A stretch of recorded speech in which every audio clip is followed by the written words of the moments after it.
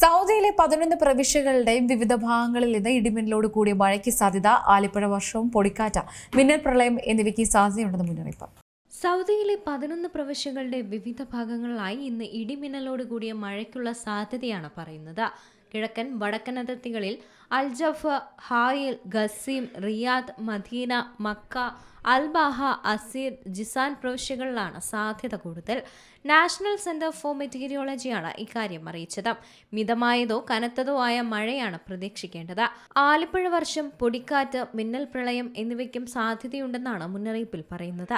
Tabuk, Najran പ്രവിശ്യകളുടെ ചില ഭാഗങ്ങളിൽ നേരിയതോ മിതമായതോ ആയ മഴയും പ്രതീക്ഷിക്കണം.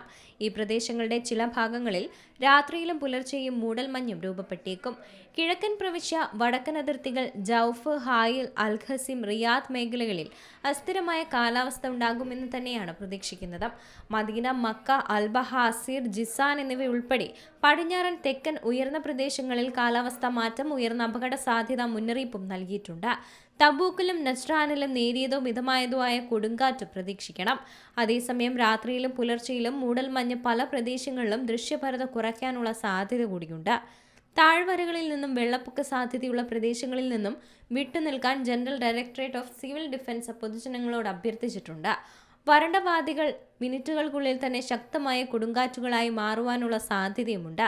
ഔദ്യോഗിക കാലാവസ്ഥാ ആപ്ലിക്കേഷനുകൾ നിരീക്ഷിക്കുകയും സുരക്ഷാ നിർദ്ദേശങ്ങൾ പാലിക്കുകയും ചെയ്യണമെന്നും അധികൃതർ നിർദ്ദേശിച്ചിട്ടുണ്ട്.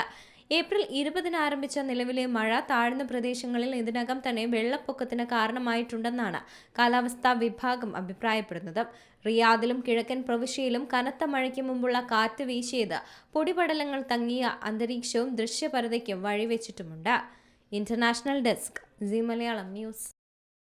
ഏറ്റവും പുതിയ വാർത്തകളും വിശേഷങ്ങളും വിരൽത്തുമ്പിലറിയാൻ സീ മലയാളം ന്യൂസ് എല്ലാ ഡിജിറ്റൽ പ്ലാറ്റ്ഫോമുകളിലും ലഭ്യം.